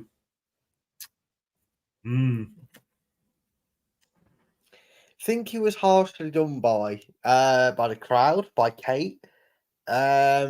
I think he had the same issue that Winks did. He was left exposed by his teammates at times. We have seen, and this isn't something new, we've seen over the last 3 or 4 seasons, Chris, that if he gets crowded around by opposition players and he doesn't have a simple pass, he panics and gives the ball away. He's been doing it for 3 or 4 seasons. It's no big secret. I actually don't think he was anywhere near donkey of the match, for obvious reasons, with the rating I gave to my donkey of the match, if you can't tell already. I'm going to put him on par with Winks. I'm going to give him a 4. 4. I have agreed with you. I've gone 4. Slightly less than Winks because it goes over too easy as well. And look, Ndidi, we know we've not got the pre-injury Ndidi. You know, he's never quite got back to those levels, has he? And and I think some people do expect that Barcelona linked Ndidi to be turning up this season. You do. Once you've seen that of any player, you expect them to get back to that. And some players don't come back from the injuries ever, you know, as good as they were. I just think his passing was awful in the game. That's why he's gone 1. I mean, I said Winks possibly the donkey of the match, and I'm not saying that indeed he was or anything like that. I've given him a 4 because, again, he was crowded out a lot, but I just don't think there's certain games when you play him, and maybe he needs to be in a game against somebody like a Man City or something like that, where he's going to get the room. You know what I mean? Yeah. I agree with you. Yeah. Right, here we go, then. It is very, very scary. Mr. Fatawu, I thought at one point was going to chin somebody on the pitch. He looked that pissed off. Yeah, he was frustrated, and I think this season he's going to paint a frustrating picture from a fan's perspective, because there was one moment that still sticks in my mind from that game where he got very fortunate, because one thing he needs to learn in this division is you can't run at defenders and skip past defenders as easily as he could in the Championship. No. They're of better quality, they're of more experience, and they're just a higher caliber of player. And there was one instance in the second half, I think it was actually the Ayew free kick that he ended up winning, and it was the most luckiest free kick you'll ever win. He was fouled. That's not where the luck is. It was the fact that he kind of luckily shirked his way in the box. Then he stumbled into a player. The ball bounced in front of him, so he kept hold of it. And then he was brought down and the free kick was given. You know, it wasn't like he twinkled toes and did all sorts of, you know, we weren't saying, going, oh my God, wow, Fatawu. No wonder he brought him down, because it was like, oh, you're doing too much. You've got away. You know, I was like, oh, he's got away with that. He just takes too many touches sometimes, doesn't he? He does, and we know we've seen glimpses of it, Mahrez-esque, if you will. We know if you allow him to cut in and wrap his foot around it, he's got a chance to find a top corner. He wasn't a million of miles away with his chance that he had, to be honest with you, when he tried to bend one in that top corner. And had it been on target, I don't think the goalkeeper would have saved it, because he was a Leicester player for them 5 seconds. He was static. But he's going to paint a frustrated picture for fans this season. But it was a passionate to see him get frustrated with things that were going on that weren't going the way he wanted to. Things that he was doing weren't going the way he wanted to. And it's sometimes it's not all bad to see a player getting annoyed and angry and asking more from players around him. But not his most active game for me. I'm gonna give him a 6 because the one thing he has that no other player seems to have in that in an attacking area, is he still has that ability to get back and make a challenge. Yeah. And he does that well. He's never let shirk his responsibility, so he gets a 6. Well, I agree with you. I've gone 6 as well. So there we go. We need to stop doing so many shows together. I don't We like must, this. yeah. We've agreed 4 times on this team. Bloody hell. Will we agree on this one? Number 40. Come on in. Your time is up. Wenete. Yeah, bit of stark contrast to Spurs, wasn't it? Wasn't allowed the freedom in the second half. Again, static teammates meant that when he did try and drive forward, he realised he had Fatawu coming back from right back, just getting up to pace with him. Vardy was 30 yards up the pitch, which is expected. He's 37. We want to get as much minutes out of him. We can't have him running around like he's 26 again. No. But very little support to go forward. Probably different to Fatawu. The game was probably more frustrating for him than he frustrated us. Did try and do a few things too many, but he had a bit more about him to be able to draw a few fouls out at times. So I do feel a little bit weird putting him on the same rating as Fatawu, but I'm not going to outshine Hamadson. So I'm going to give him a 6 because the effort was there and he did try, but like a lot of the creative players we had out there, Chris, he was starved of chances to do anything with the ball. Yeah. Fucking hell, mate. I've got 6 as well. So, Jesus. Anyone would think I'm just copying your own work. Well, yes, exactly. De Cordova Reed. Oh my God, where do we go with him? Right.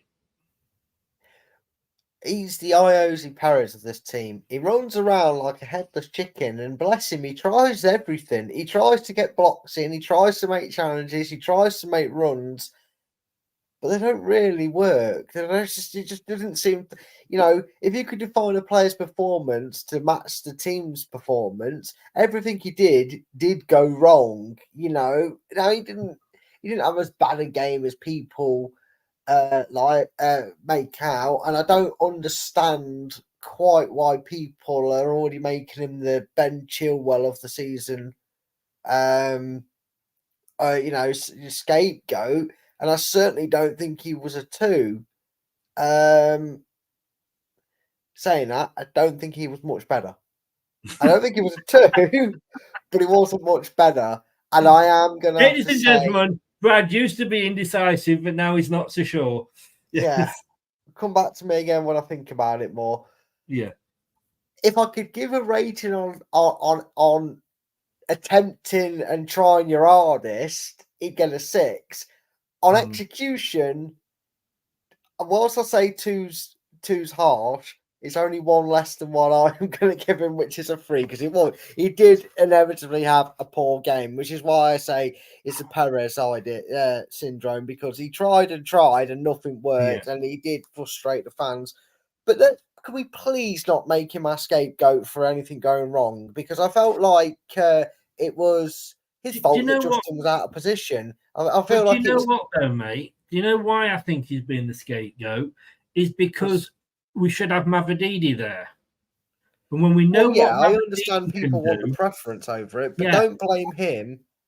No, but when it's like wanting vanilla ice cream and you're being given strawberry, we know what Mavididi can do. Mavididi can be a match changer. To me, this is the guy. Mavididi should be on for 60, 65, even 70 minutes. And then if he is struggling, then the guy comes on that's got the experience.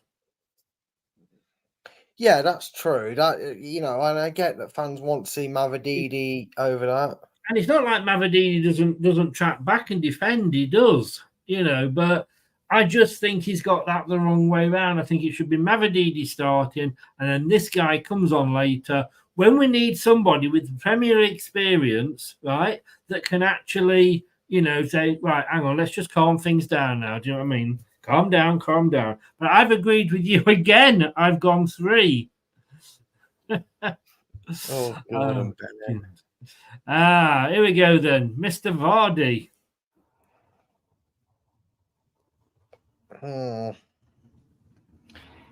Look, he's always going to give you 110%. He's never going to shirk responsibility. And if anyone could try and motivate you on the pitch and get the crowd going, it's Jamie Vardy. I'll just say before if we agree again, I've already put my score down. So, but I forgot he was on the pitch. I'll be honest with you, Chris. I'm gonna have to give him a 4. I just don't remember him being on the pitch or doing too much at all. My mind's going blank trying to think of something. Well, we finally don't agree. I've given him a 5. Well, yeah. This one is one of them 4 5s to me. It is kind of like no. I will always say that 4, 4.5, 4.5, 5. I agree. I think that totally. Right. Okay. Here we go. We are on to the substitutions. And we're first one up, Jordan Ayew. Ayew. He's going to be someone that the fans just don't take to at all, and unless he has a spectacular purple patch, he's forever going to get moaned at every time he comes on the pitch. I don't feel sorry for him. Didn't really have too much long to do much about anything, but tried to do what he's too much long. Yeah, he didn't have too long to do too much, is what I tried to say. My brain wouldn't work. Sorry, mate. Have another go at Brunetti. You've been getting that one right. But for me, I'm gonna give him a 5, Chris. Got himself about, won us some free kicks, tried to do what it is. And if you're talking a player that lived up to expectations of, he's got to come off the bench and try and be a bit of a nuisance, he did that well, to be fair. 100%. And I've also gone 5. Again, we've agreed. Yes, to me, it's like it's. I know. Let's not criticize players when we put a centre forward on and stick him out on the wing. You know what I mean? But like Rich said, the Palace fan, he did what he said he would do. The problem is, should we be doing that when we're chasing the game? So again, I'm kind of questioning the substitutions there. Next up, we have Steffi Mavididi. Again, he kind of suffers with Ayew a little bit because he should be starting games. You need that injection of pace on it. I'd have made it at half time. I'd probably made 2 or 3 subs at half time, if we're being perfectly honest with you, Chris. I think he warrants the start because we have been a little bit dead on that left hand side of things. I mean, if you go back to the Tottenham game again, the goal came from Christensen putting in a cross, so it wasn't like it was, it didn't come from Dakova Reed putting a cross in, did it? It was our left wing back, and the chance we had late on. Surprise, surprise! This man put the cross in for Ndidi, who headed it, didn't he, against Tottenham? So deserves a start. Didn't do a lot wrong. Was being asked to play in a position that he's not too familiar with. I know he is a striker of some sort. It's in his repertoire, if you will. So I can say repertoire, but I can't say a simple sentence in the right order. I'm going to give him a 5, Chris. Yeah. I've gone 4 on that one. Basically because he didn't. And again, this is his own fault that I expect, when he comes on, I expect that blue touch paper to be lit and we see something exciting, and it didn't really happen. And that's why. Oliver Skip, or should we skip over him, or should we give him some points? Barely knew he came on. In fact, sorry, I'm going to go back. Sorry, I am going to give Mavadidi a 5. Sorry, because I'm getting my players mixed up. So I'm going to up Mavadidi to a 5. Sorry, do carry on, Mr. Skip. Didn't really know he came on, to be honest with you. Heard his name come on. Was probably a bit more solid than Winks. Didn't do anything too wrong. Again, probably should have came on a lot earlier than what he did as well. Because I think sometimes when you just, you can see the goal with 20 minutes to go and you're already playing badly, it's really difficult to turn the tide and the momentum. I'm going to give him a 5, Chris. Okay, well, I'm going to go for this one for a 6, because I think when he came on, he at least looked like he wanted to do something. Not sure what he was going to do, but he did look like he wanted to do something. He got involved in the game. He looked good on the ball. In fact, he kind of went more forward than, going forward, probably than some of our other players on the pitch. So, I quite like him. And I think he could perform. I think with him, Winks and Buenete, that could be our 3 main centre mids for the season. So I was impressed with him. Now, McAteer.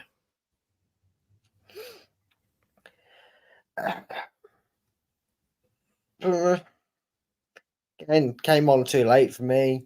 Yeah, he wasn't on very long, was he? Not really sure what he was supposed to do to try and inspire us to go forward and do something. Mm-hmm. I feel like that injury in the Championship that stalled his starts under Enzo, it may have also stalled him going forward in his career. Signed a new contract, hasn't he? That's one thing. Yeah. So obviously Steve Cooper thinks something of him enough, or at least the club do, to keep him around here past next season, which is when his contract would have run out, because he'd have run out next season. But wasn't really able to do much, really. Let's be honest. What can you do with that little time when it's all Fulham as well? He's never, for me, I hate to say it, he's going to be a good player, but I don't think he'll ever be a game changer. 4. Oof, well, I disagree with you. I've actually gone 3. But I have to have a caveat with that.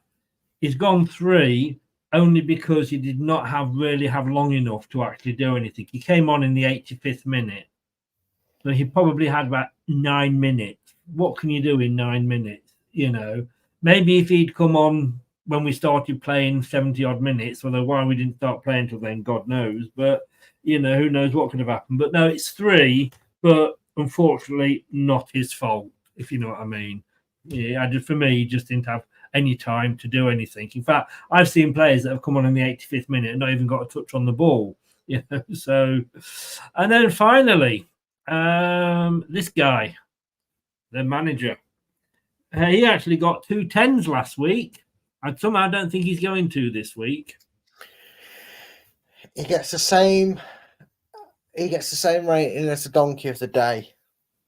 Everything he got, everything he did, everything he tried went wrong. Everything he could do did go wrong. His substitutions, his tactics, his formation changes, his player positioning. We all say this, Chris, all the decision making, all the way the players playing and non-moving and are very defensive minded, all stems down to one man's decision making, and it's the manager. He decided that's how he wants them to approach the game. That's how they approach the game. He decided that that's the system they're going to work up to. That's the system they played in. He decides that's the formation he wants them to stay out for or not to break ranks. That's what they did. And in the end, okay, maybe we could have done a Spurs and nicked it, but we didn't. And we were poor throughout, Chris, minus Wout Faze's goal. So Christensen was a donkey. The biggest reason he was a donkey is because this man couldn't seem to take him off. He gets a 2. Listening to you, I've actually dropped him a point because you made some very good points there.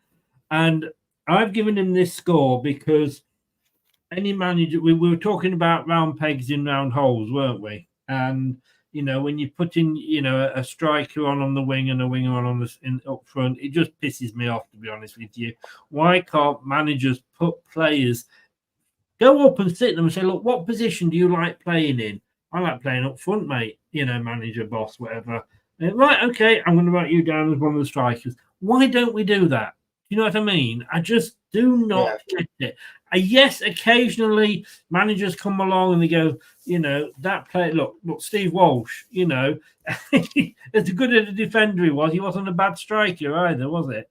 So sometimes that does happen. I've gone 3. I dropped it from a 4. And that's as good as it gets for me. Sorry, Steve. As much as you got it all right on the night last Monday, on Saturday, it all went wrong. The worrying thing is, Luke said, and I think I mentioned this to you possibly after the match. Luke said the True Red, the fan, the Notts Forest fan, sorry. Away games are not Steve Cooper's strong point. Well, they're going to have to be some at least a stronger point than they have been because we're going to need points away from home this season. Yes, yep, agree, 100%. And Luke, our Luke, Down Under Luke, that's his nickname now, Down Under Luke.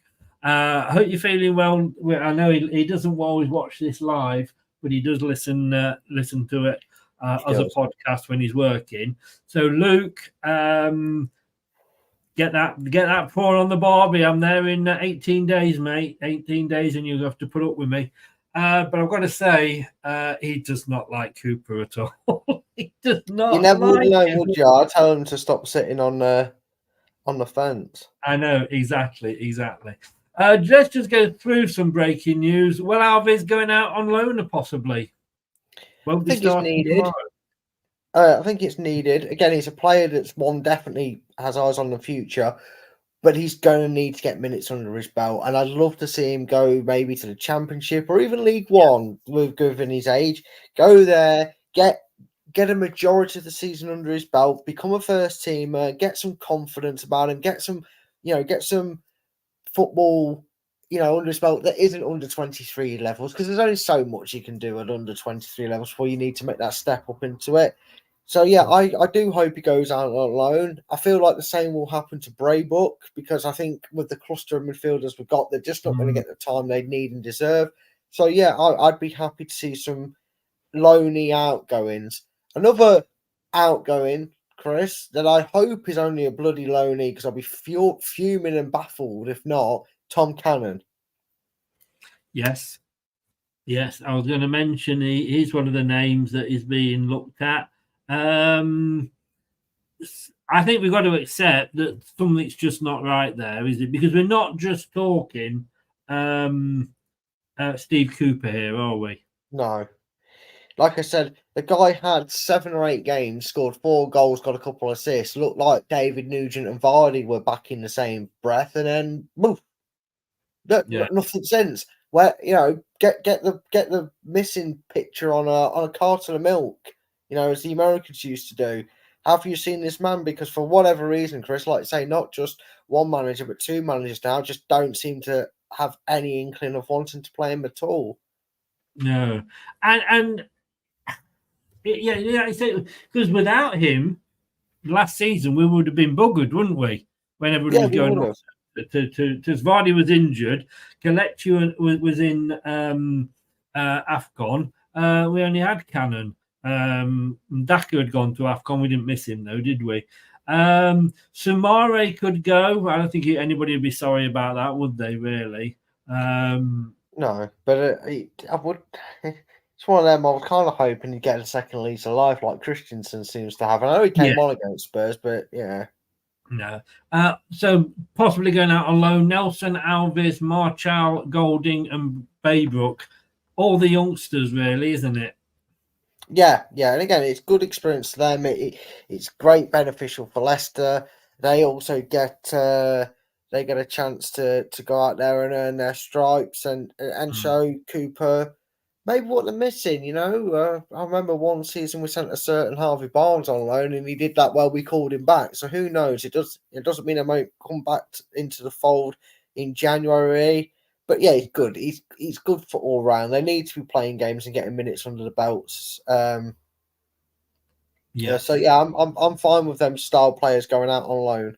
You mentioned this earlier, Wout Faes, from Belgium-based journalist Sasha Tavaroli. Sounds like a theatre. Faes has indicated to City he would like to leave before the end of the window. It could move also for Wout Faes, not happy with his current situation.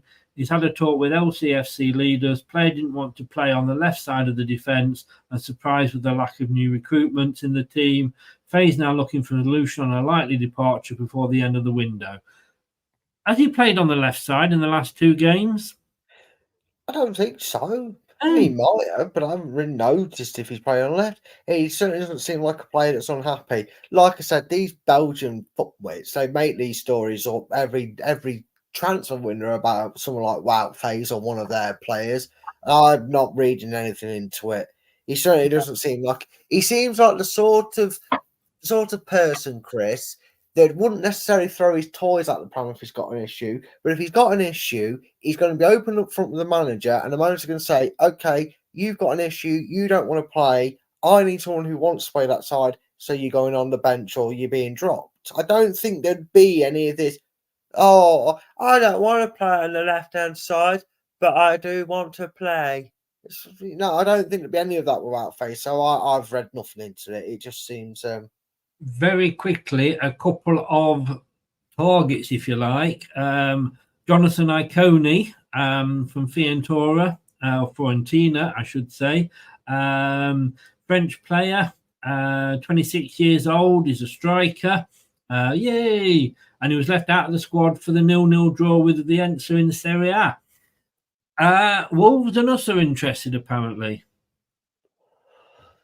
I mean, at this point, Chris, I'd take anybody right now that's got a half decent record and has got experience in the game. So, look, we've had 1,000,001 of these rumours, Chris. So, when something comes a bit more concrete and we maybe get a "here we go" tweet from Fabrizio or something announced directly from the club, I'm not going to get too excited about anyone right now that's going to get linked with us because it's the most chaotic part of the transfer window.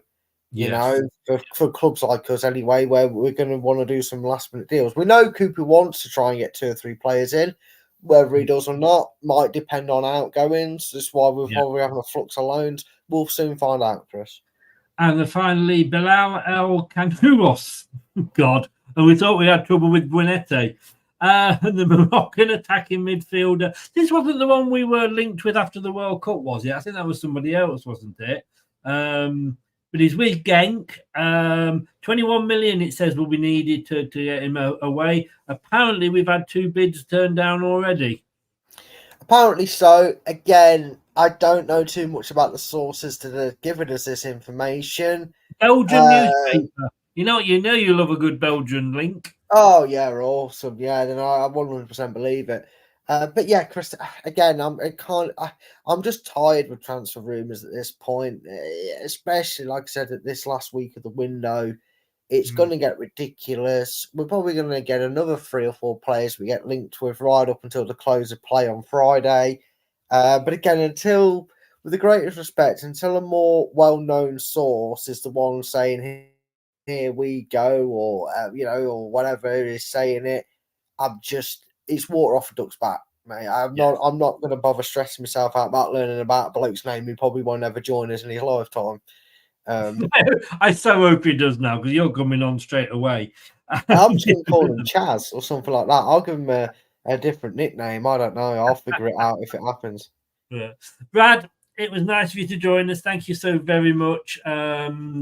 These things happen. Do not worry about it. If you can stay online, if you don't mind, I just want a very quick one with you because we were going to speak before, but you were asleep, so we couldn't. But thank you very much. Full-time focus on Twitter, isn't it not? It is. That's where you'll find me. You find me there. Follow me on there. Where we find. Yeah, that's me. You follow me on there. Not in real life. Keep your stalking to a minimum. And just full-time focus on Twitter's best place to get in touch with me, I guess. Brilliant, mate. Thanks very much. Speak to you in a second. Okay, mate. No worries. Cheers, everybody. Thanks to Brad for joining us there. Okay, well, that's it. A bit of a long one today.